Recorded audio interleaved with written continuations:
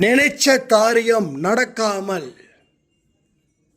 நினைச்ச வாழ்க்கைய வாழாமல் தொடர்ந்து தவித்து கொண்டு இருக்கும் சாயப்பாவோட குழந்தைகளுக்கு இந்த பதிவு நிச்சயமாக ஒரு அதிர்ச்சியை அளிக்கும். இதை புரிந்து கொண்டு செயல்பட்டால் ஆச்சரியம் உங்க வாழ்வில் நடந்தே தீரும். கண்ணுக்கு தெரியாத ஒரு கெட்ட சக்தி அசுர வேகத்தில் உங்களை அழிக்க வந்து கொண்டு இருக்கிறது. சாயப்பாதான் எனது உயிர், அவரே காப்பாற்ற வேண்டும் என்றால் உடனுக்கு உடன் இந்த தவறை தொடர்ந்து செய்யாமல் இருக்க உடனே இதற்கு உண்டான வழியை அடையுங்கள். அன்பே சாய் குடும்பம் உங்க குடும்பம்.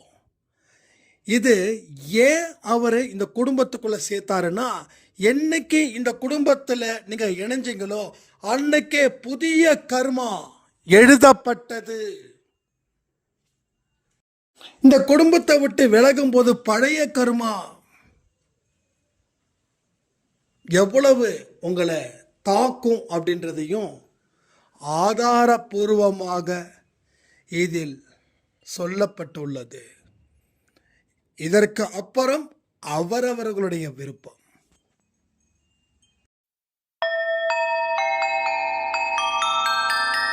ஓம் சாயிரா சாயிரா, ஓம் சாயிரா சாயிரா, ஓம் சாயிரா சாயிரா, அன்பே சாயிரா, பேரன்பே சாயிரா, அகிலம் தளிக்க ஆத்மா விழிக்க அனுதினம் சாயிரா, எங்கள் அன்பே சாயிரா.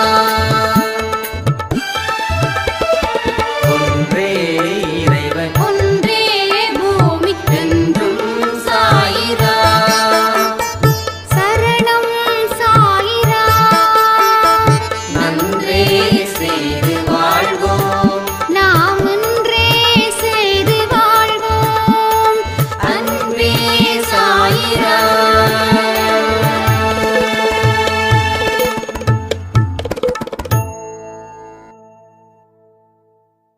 சாய்ரா, என் உயிரின் உயிரானவர்களே,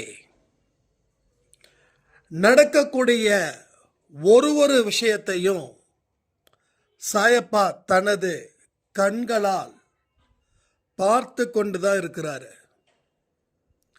நீங்க மற்றவங்க கிட்ட என்ன வேணாலும் சொல்லலாம், எப்படி வேணாலும் சொல்லலாம். ஆனா கடவுள்கிட்ட எதையும் எப்படியும் சொல்லவே முடியாது. ஏன்னா அவர் உங்களை 24 மணி நேரமும் கண்காணிக்கிறபடியால். ஏன் நமக்கு தொடர்ந்து பல விதத்திலையும் இடைஞ்சல்கள் வந்துகிட்டே இருக்குதுன்றத யோசிச்சு பார்த்தீங்கன்னா, நாம எந்த விஷயத்தை செய்யக்கூடாதுன்னு கடவுள் ஆணையிட்டு இருக்கிறாரோ அந்த விஷயத்தை தொடர்ந்து செஞ்சுக்கிட்டே இருக்கோம் இப்ப வரைக்கும். அப்ப கடவுள் உங்க மேல கோபப்படாம நீங்க கேட்டதை கொடுத்துக்கிட்டே இருப்பாரா என்ன? சோ அப்படிப்பட்ட வாய்ப்பு இங்க இல்லை. எந்த கடவுளும் நல்லது எந்த உள்ளம் செய்யுதோ அந்த மனுஷனுக்கு தான் கடவுள் வாரி வாரி வழங்குவார். முடிஞ்ச அளவுக்கு உங்க இதயத்தை சுத்தமா வச்சுக்கோங்க.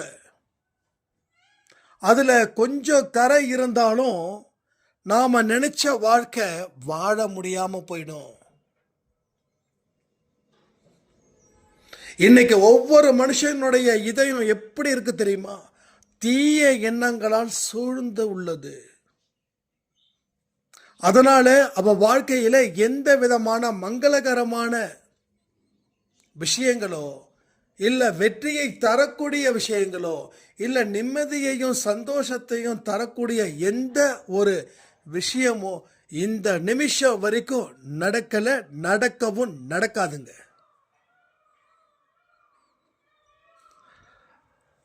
அப்போ நம்ம கிட்ட இருக்கக்கூடிய குறைகள் என்ன? நாம எதனால சூழப்பட்டு உள்ளோம்?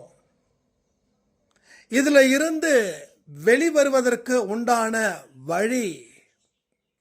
அப்ப இத பத்தி தெரிஞ்சுக்காம, இல்லை இத பத்தி தெரிஞ்சுக்கிட்டும் அதுல இருந்து வெளிவராம இருந்தா கஷ்டத்தை நீங்க அனுபவிக்க தயாரா இருக்கீங்க.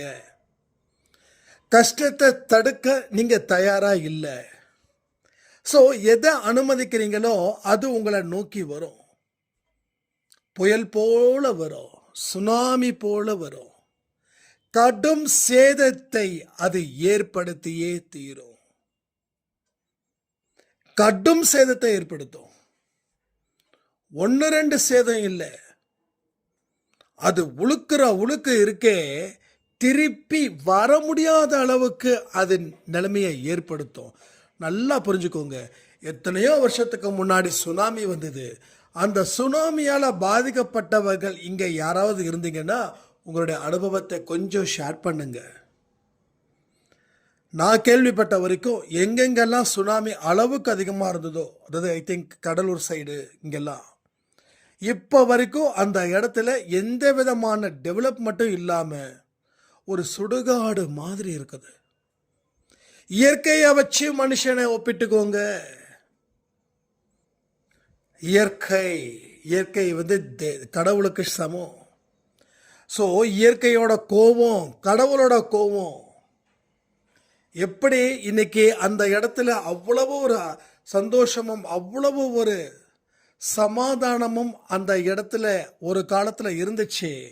ஆனால் சுனாமி வந்ததுக்கு அப்புறம் அந்த இடம் இருளடைந்து போனது.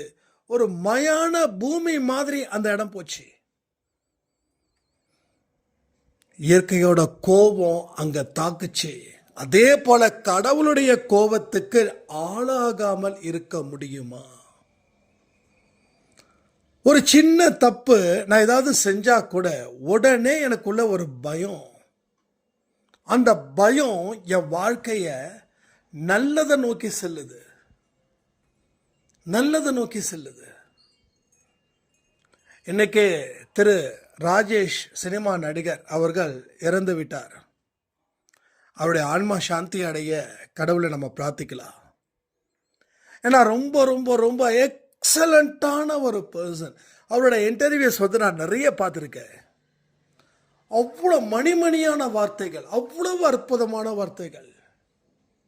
ஒரு மனுஷன் எப்படி இருக்கணும் அப்படின்றதுக்கு உண்டான ஒரு உதாரணமா அவர் இருக்கிறாரு, இருந்தார். அவருடைய கருத்துக்களால நான் ரொம்ப கவரப்பட்டேங்க. நிறைய விஷயங்கள். ஸோ ஒரு மனுஷனுடைய இறந்ததுக்கு அப்புறமும் அவங்கள நினைச்சு பேசுற அளவுக்கு அவரால் மட்டும்தான் வாழ முடியுமா? ஏன் உங்களால என்னால வாழ முடியாதா? கடவுள் யாருக்கு கூட நிற்கிறாருன்றது முக்கியம், யார் கூட நிக்கலன்றது முக்கியம் இல்லை.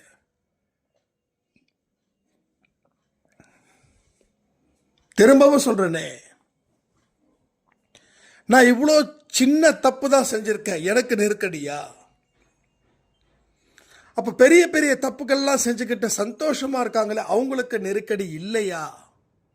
கடவுள் ஏன் அவங்கள தண்டிக்கல அப்படின்னு நான் ஒன்னே ஒன்று சொல்றேன்.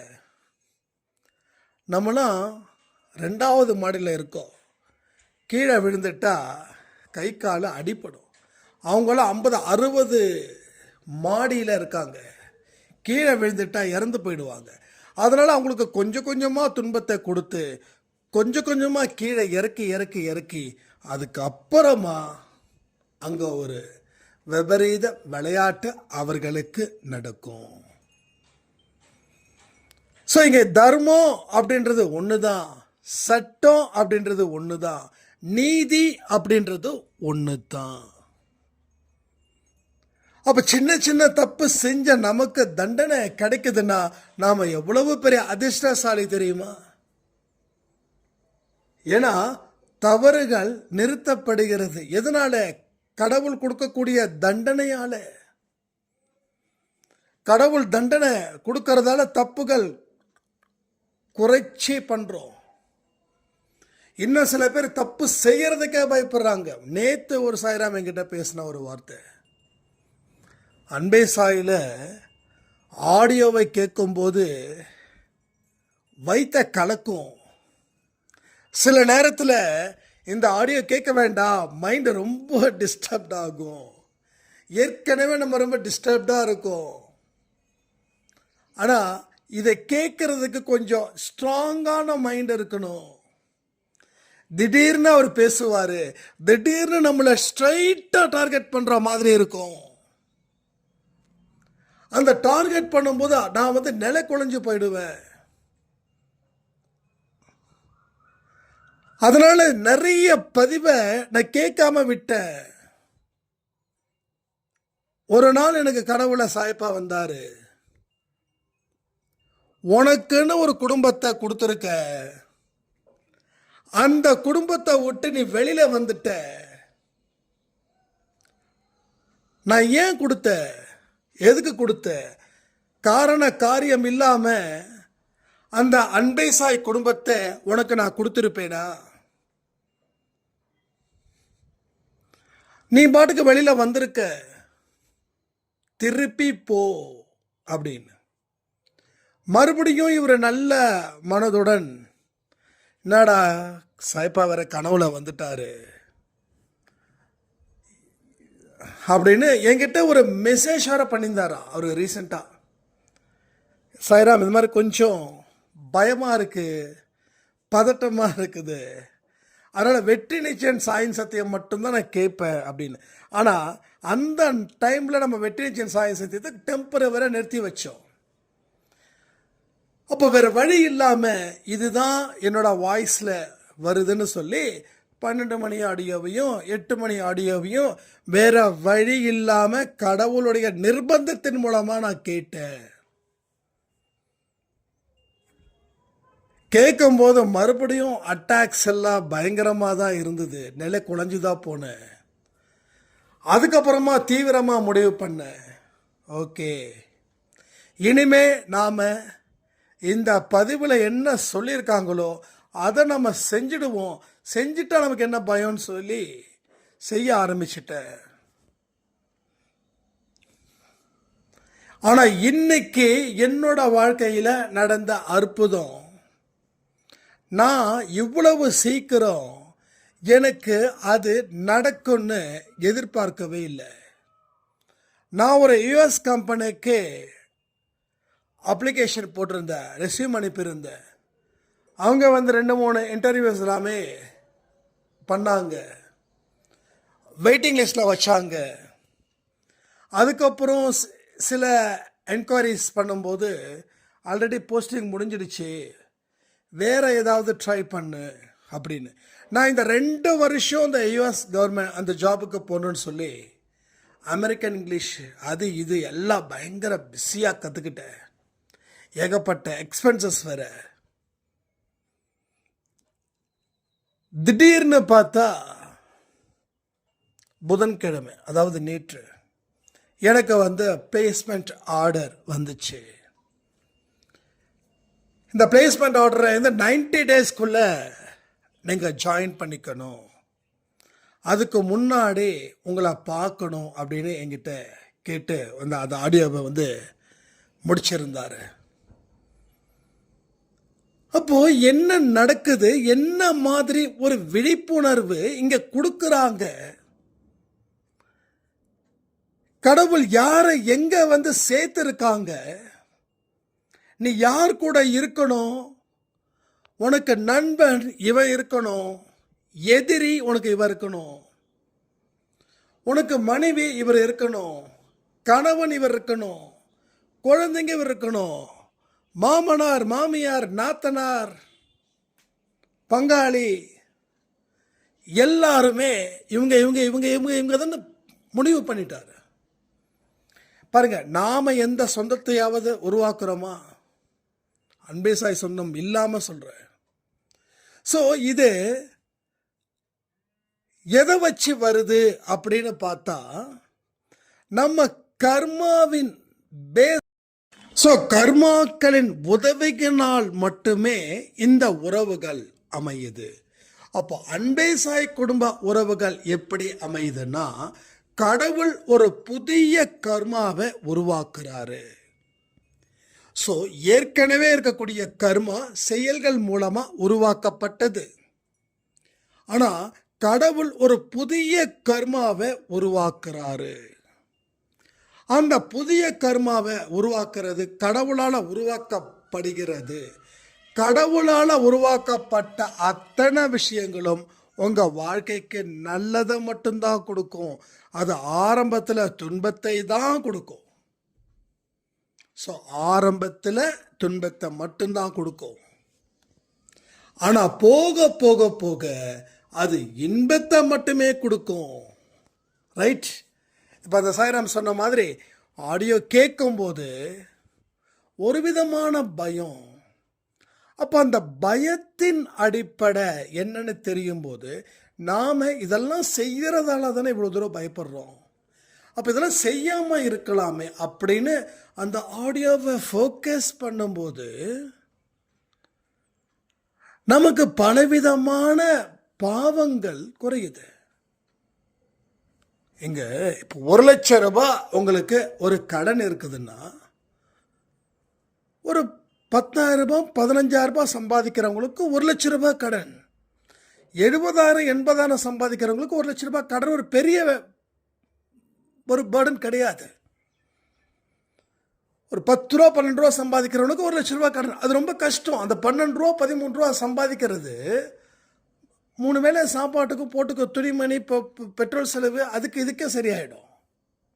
அப்போ அந்த 1,00,000 ரூபாய மாதம் ஒரு 1000 இல்லை 2000 இல்லை 3000 இல்லை 4000 இப்படி கொஞ்சம் கொஞ்சமாக அடைக்க அடைக்க நம்மளுடைய சுமை குறையுதா இல்லையா? ஒரு ஸ்டேஜுக்கு மேலே அந்த 1,00,000 ரூபாய் அடைஞ்சிடுச்சு. இப்போ உங்களுக்கு கொடுத்தவன் நாக்க துருத்தி கேட்கல. எந்த மனநிலையில் சந்தோஷமாக கொடுத்தாங்களோ சந்தோஷமாக வாங்கினீங்களோ அதே மனநிலையில் நீங்கள் சந்தோஷமாக கொடுக்குறீங்க, அவர் சந்தோஷமாக வாங்குறாரு. இப்போ கடன் ஒரு பாரமே இல்லை. ஏன்னா அங்கே பிரச்சனைகள் வரல.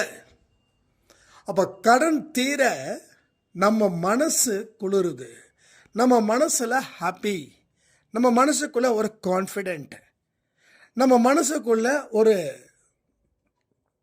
ஒரு பெரிய ஒரு சக்ஸஸ்ஃபுல் ஃபார்முலா கூட வருது. பரவாயில்ல, 1,00,000 கடன் வாங்கணும், அடைச்சிட்டோம். ஸோ நம்மளை கடன் வாங்கினா அடைக்க முடியும் அப்படின்ற ஒரு தாட். மறுபடியும் அந்த கடன்காரர் கேட்குறாரு, வேணுமாப்பா வேணுமாப்பா தூண்டில் போடுறாரு. அப்போது கடன் குறைகிறதால நம்ம லைஃப் நல்லா இருக்குது. ஆனால் கடன் அதிகரிச்சா என்ன ஆகும்? அவர் தூண்டில் போடுவார் உங்களை பிடிக்க. எப்பயோ தூண்டில் போடுறாரு, மறுபடியும் கொடுக்க, மறுபடியும் நீங்கள் சரியாக கொடுக்கல, பிரச்சனைகள் அதிகரிக்கிறதுனா மறுபடியும் தூண்டில் போடுறாரு உங்களை டோட்டலாக முடிச்சுக்கட்ட. அப்போ பாவங்கள் இங்கே குறையுது. அப்போ பாவம் குறைஞ்சா என்ன ஆகும்? பாவம் எப்படி எதை வச்சு குறையுது? பாவம் ஒரு கெட்டதை செய்யறதை நிறுத்துறீங்க. அப்போ என்ன பண்ணுவீங்க தெரியுமா? செயல்படக்கூடியது தான் மனது. அதாவது ஆக்ஷனில் மட்டும் செயல் இல்லை, நம்ம சுவாசிக்கிறதே ஒரு செயல்தான். ஓகே, சுவாசிப்பதே இங்கே ஒரு செயல்தான். அப்போ நம்ம மனது ஏதோ ஒன்று நினைச்சுக்கிட்டே இருக்கிறது, அதுவே ஒரு செயல். அப்போது கெட்டதை ஒருத்தனுக்கு தொடர்ந்து நினைக்கிறது ஒரு செயல். அங்கே பாவம் ஸ்டார்ட் ஆகுது. ஸோ புண்ணியன்றது 0வில் நிற்குது, அதுக்கு மேலே போகவே இல்லை. ஆனால் பாவன்றது 100 200 300 ஜெட்டு வேகத்திலே போகுது, ஜெட் வேகத்தில். அப்போது பாவம் செய்கிறத நிறுத்திட்டோம் பயத்தின் காரணமாக அப்படின்னா பாவம் அங்கேயே நிற்குது. அப்போது மனசு ஏதோ ஒன்று நினைக்குதுன்னு சொன்ன இல்லையா? இப்போ மனசு நினைக்குது, அடுத்தவனுக்கு நல்லது செய்ய, அடுத்தவனுக்கு தீங்கிழைக்காத. அப்போ புண்ணிய கணக்கு ஸ்டார்ட் ஆகுது. அப்போ பாவம் அங்கேயே நிற்குது, புண்ணியம் ஜெட் வேகத்தில் போகுது, ராக்கெட் வேகத்தில் போகுது. அப்போ கூட்டி கழிச்சு கணக்கு பார்த்தீங்கன்னா உங்கள் கணக்கு புண்ணியத்தின் அடிப்படையில் உருவாக்கப்பட்டதா உங்கள் வாழ்க்கை அமையும் போது மிகப்பெரிய சந்தோஷம் அங்கே நிற்குது. அது வைப்ரேஷன், நல்ல பாசிட்டிவ் வைப்ரேஷனாக மாறுது. ஸோ எடுக்கிற அத்தனை முடிவுகளையும் இப்போ எப்படி நம்ம அன்பே சாயில் அந்த யூஎஸ் போகிறாங்க பார்த்தீங்கல்ல, அந்த மாதிரி ஒரு நெகட்டிவ் வைப்ரேஷனில் இருந்த கன்வெர்ட் ஆகி பாசிட்டிவ் வைப்ரேஷனுக்கு வந்து அதன் மூலமாக செயல்படும் கூடிய வேகம் அதிகரிக்குது. ரைட். அப்போ யோசிச்சு பாருங்க, ஒரே கல்லில் எத்தனை மாங்காய் அடிக்கிறோம். இதுக்கு முன்னாடி பாவம் செஞ்சதால நிறைய மாங்காய் அடித்தோம், இப்போ புண்ணியம் செய்கிறதால மாங்காய் அடிக்கிறோம். பட் கான்செப்ட் என்னன்னா, பாவத்தின் வழியாக இது பெறப்பட்டது, இதுவும் புண்ணியத்தின் வழியாக பெறப்பட்டது, அவ்வளோதான். அப்போ புண்ணியத்தை சேர்க்கணும்னா வாழ்க்கையில் பயப்படணும். இதெல்லாம் செஞ்ச தப்புன்னு உள் மனசு சொல்லுதா? செய்யாத. உள் மனசு அப்படிதான் பைத்திய மாதிரி சொல்லும், இதை செய்யறதால எனக்கு எவ்வளவோ சந்தோஷம் அப்படின்னு நீ நினைச்சா நீ ஒரு புதக்குழியில் விழுந்துட்டேன்னு அர்த்தம். உன்னை காப்பாற்ற மாட்டார்கள். நல்லா புரிஞ்சுக்கோங்க, புதக்குழியில் விழுந்தவங்களை அவ்வளோ சீக்கிரம் காப்பாற்ற மாட்டாங்க. நீங்கள் அவங்கள பிடிச்சி எடுத்துட்டா ஸோ நீங்கள் போகிறது உறுதி. இப்போ அவங்க உங்கள் கையை கொடுத்து நீங்கள் அவங்களுடைய வேகத்தை போட்டு ஒரே தள்ளிட்டீங்கன்னா, ஸோ முன்னெச்சரிக்கையை வச்சு காப்பாற்றுறது பிரச்சனை இல்லை. பட் சாதாரணமாக காப்பாற்றிட முடியாது, என்ன பண்ணாலும் ரொம்ப கஷ்டம். அதனால தான் மிகப்பெரிய துன்பத்தில் நீங்கள் இருக்கும்போது கூட உதவி செய்வதற்கு ஒருவரும் வராமல் போனதுக்கு காரணம், உங்களுக்கு உதவி செஞ்சால் அவங்களுக்கு யார் உதவி செய்வார்கள். ஸோ இந்த கணக்கின்படி தான் சில பேருக்கு பலர் நல்ல மனசை படித்து இருந்தாலும் உதவிகள் செய்ய விரும்பவில்லை.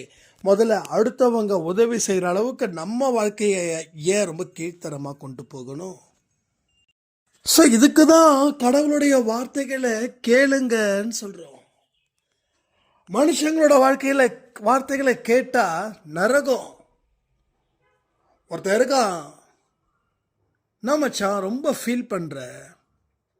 இல்லை மச்சான், இது மாதிரி பிரச்சனை ரொம்ப ஜாஸ்தியாக இருக்குது. மச்சான் இதுக்கெல்லாம் ஃபீல் பண்ணதவா, அப்படியே போயிட்டு ஒரு ரவுண்டு போட்டு வரலாம். இல்லை மச்சான் எனக்கு அதெல்லாம் பழக்கம் இல்லை, சும்மா வா மச்சான், நான் மட்டும் என்ன பிறந்ததுலேருந்தா குடிச்சிட்டு இருந்தேன், வருவியா தண்ணியை போட்டு ஜாலியாக இரு, பிரச்சனைலாம் பறந்து போயிடும். எப்படி பிரச்சனைலாம் பறந்து போயிடுமா? உள்ள பாட்டில் போனால் பிரச்சனை பறந்து போயிடுமா? உள்ள பாட்டில் போட்டாதான் பிரச்சனை ஏற்கனவே இருக்கிறத விட 100 மடங்கு ஏறுன்றது பாவம் பச்சை பிள்ளைங்களுக்கு தெரியல. பச்சை பிள்ளைங்க தெரியல. அப்ப என்ன ஆகுது, இவன் அவனுடைய உபதேசத்தை கேட்கறதால அவன் ஒரு காலத்தில் சொல்றான், மச்சான் இப்படிலாம் தண்ணி அடிக்காத, உடம்பு கெட்டு போயிடும், உனக்கு குழந்தை இருக்குது, பொண்டாட்டி இருக்குது, அம்மா இருக்காங்க, அப்பா இருக்காங்க, ஏன் மச்சான் கெட்டு போற? கெட்டு போனதுக்கு காரணமே இவன் தான். இவன் இப்போ நல்லவனா உத்தம மாதிரி புத்திமதி சொல்லுவான். அப்போ மனுஷங்க வார்த்தையை கேட்கறதால நீ நரகத்துக்கு போவ, கடவுளுடைய வார்த்தையை கேட்டு வாழ்ந்தா நீ சொர்க்கத்துக்கு தானே போவ. ஸோ சொர்க்கமா நரகமா எது வேண்டும்? ஏன்னா மனுஷங்க முக்கால்வாசி பேர் அந்த நரகத்துக்கு போவதற்கு உண்டான வழிகளை மட்டும்தான் சொல்லிக்கிட்டே இருக்காங்க. நீ பிழைக்கணும்னா அடுத்தவனை பற்றி சிந்திக்காதன்னு சொல்லக்கூடிய உலகமா இது இருக்குது. நிறைய பேர் உங்ககிட்ட சொன்னாங்களா இல்லையா? ஒன்றும் இல்லை, ஒரு பெண்ணு தன்னுடைய மகள்கிட்ட கல்யாணம் ஆன உடனே சொல்கிறாங்க, பார்த்துரு. புருஷனை கைக்குள்ள போட்டுக்கோ. முடிஞ்ச அளவுக்கு தனி கொடுத்தனும் வந்துடு. நீ எந்த வேலையும் செய்யாத. ஆரம்பத்தில் நீ எல்லாத்துக்கும் தயார்னு ஒத்துக்காத. அந்த குடும்பம் உன்னை போட்டு தாழ்த்திடும். உன் மாமனார் மாமியார்கிட்ட கொஞ்சம் தள்ளியே நில்லு. பெத்தவங்க தான் பிள்ளைக்கு சொல்லக்கூடிய புத்திமதி. அப்போ அந்த குழந்தையோட மனசுல, அந்த பெண்ணோட மனசுல விஷத்தை விதைச்சாச்சு. இது நல்லதுன்னு வேற நினைக்கிறாங்க. கடைசியில் என்ன ஆகுது?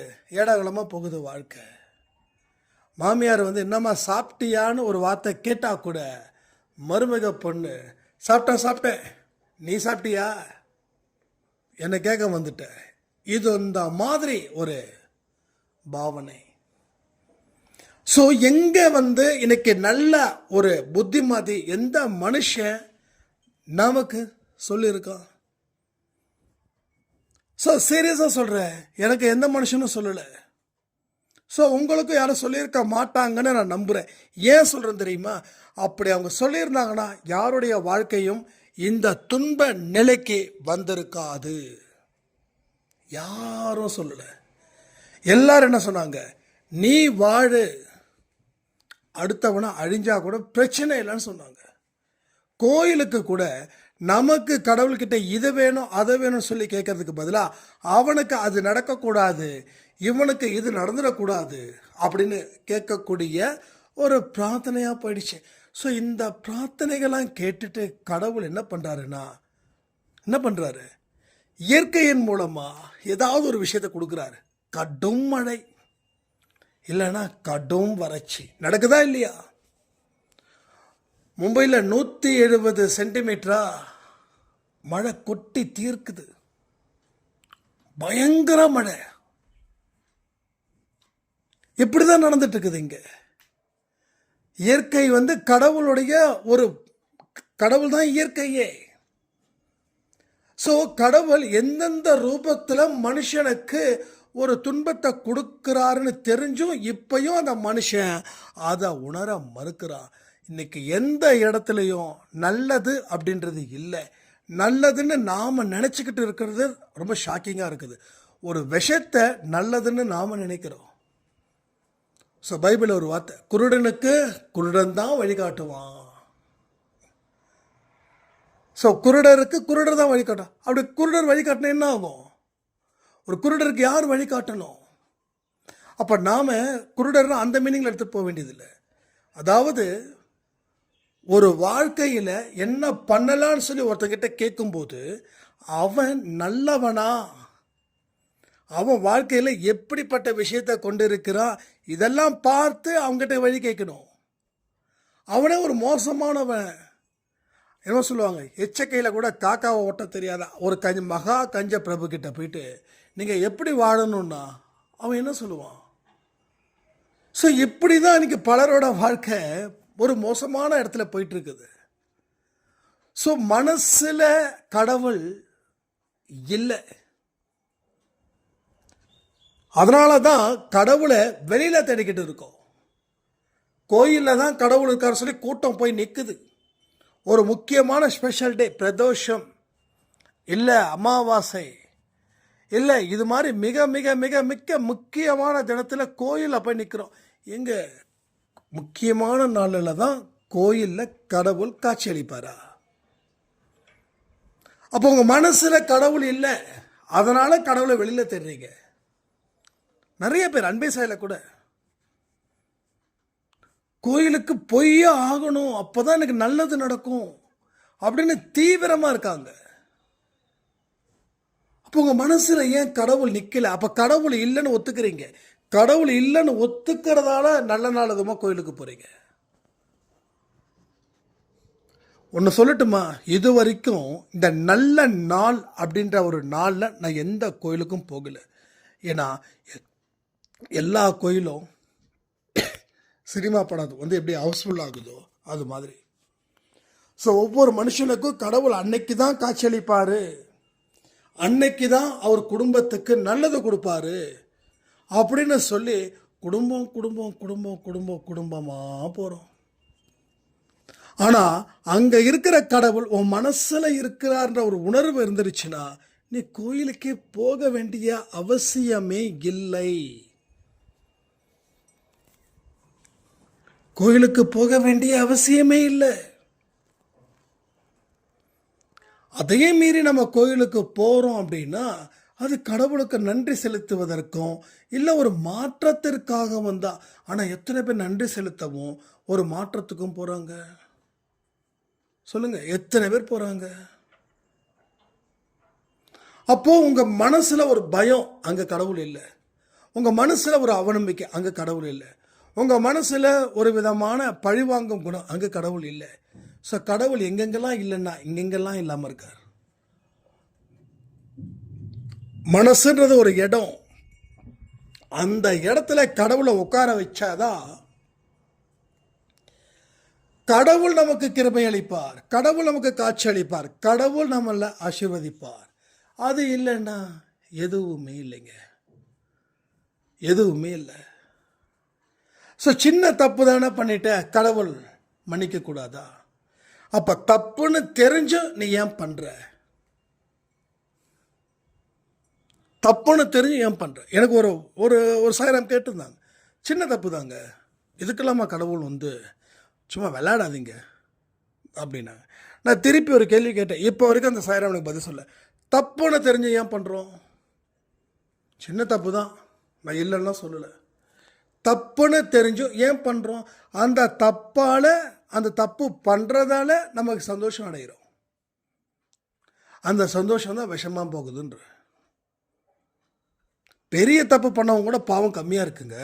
இந்த சின்ன தப்பு தானே பண்ணுறேன், சின்ன தப்பு தானே பண்ணுறேன்னு அந்த தினமும் நிமிஷத்துக்கு நிமிஷம் நொடிக்கு நொடி செய்கிறாங்களே, அவங்களுடைய தப்பு அந்த பெரிய தப்பு பண்ணவங்களை விட ஜெட்டு வேகத்தில் போகுது, ஜெட்டு வேகத்தில் போகுது. ஸோ இதெல்லாம் உணர்ந்து கொள்வதற்கு உண்டான நேரமும் காலமும் இங்கே இருக்கும்போது இதை உணராமல் இருப்பது ஏனோ எனக்கு தெரியல, எனக்கு புரியல. உங்களுக்கு புரிஞ்சா நீங்கள் தயவு செய்து சொல்லுங்கள். ஸோ பல கஷ்டமான காரியங்கள், பல துக்கமான சம்பவங்கள் தொடர்ந்து நடைபெறுவதற்கு நாம தான் காரணமாக இருக்கிறோம். இதை புரிஞ்சிக்காத வரைக்கும் வாழ்க்கையில் எதையுமே புரிஞ்சிக்க முடியாதுன்னு சொல்லி, அன்பை சாய் டிஷர்ட்ஸ் யாருக்காவது வேணும் அப்படின்னா ஒரு 500 ரூபாய் கூகுள் பே, வாட்ஸ்அப் நம்பர் உங்களுக்கு தெரியும்னு நினைக்கிறேன், தெரியலன்னா நோட் பண்ணிக்கோங்க.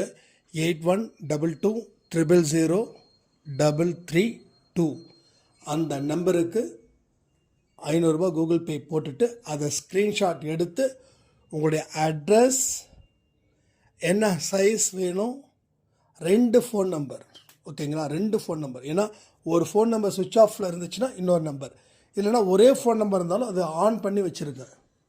உங்களுக்கு அடுத்த ஒரு மேக்ஸிமம் 1 வீக்கில் டெலிவரி கிடைச்சிடும், ஓகேங்களா? ஸோ இது யாருக்கும் கம்பல்சரி கிடையாது, தேவைப்படுறவங்க வாங்கிக்கலான்னு சொல்லி இந்த பதிவை நான் முடிக்கிறேன். நாளைக்கு வெற்றிநிச்சயம் சாய் சத்தியம் சாய் குரலில் கரெக்டாக 4 மணிக்கு பப்ளிஷ் ஆகுன்னு சொல்லி இந்த பதிவை நான் முடிக்கிறேன். ஜெய் சாய்ராம்.